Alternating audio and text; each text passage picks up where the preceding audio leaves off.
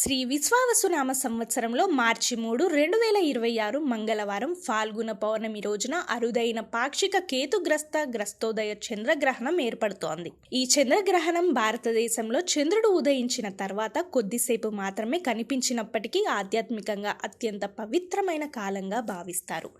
మధ్యాహ్నం 3:21 గ్రహణం ప్రారంభమై సాయంత్రం 5:32 మధ్య కాలాన్ని చేరి 6:48 మోక్షం పొందుతుంది. మన దేశంలో చంద్రోదయం సుమారు 6:20 కావడంతో సుమారు అరగంట పాటు మాత్రమే గ్రహణ దర్శనం ఉంటుంది. శాస్త్రాల ప్రకారం గ్రహణానికి ముందు పట్టు స్నానం చేసి మధ్యాహ్నం 12 గంటల లోపు భోజనం ముగించడం మంచిది. గ్రహణ సమయంలో భోజనం, నిద్ర, అనవసర సంభాషణలు నివారించి భగవన్ నామస్మరణ, శివనామ జపం, గాయత్రి మంత్ర జపం చేయడం విశేష పుణ్యాన్ని ఇస్తుంది. గర్భిణీలు బయటకు చూడకుండా దేవుని ధ్యానం చేయాలి. గ్రహణ సమయం పుణ్యకాలం కావడంతో దానం, ధ్యానం, జపం చేసిన ఫలితం అనేక రెట్లు పెరుగుతుందని పురాణాలు చెబుతున్నాయి.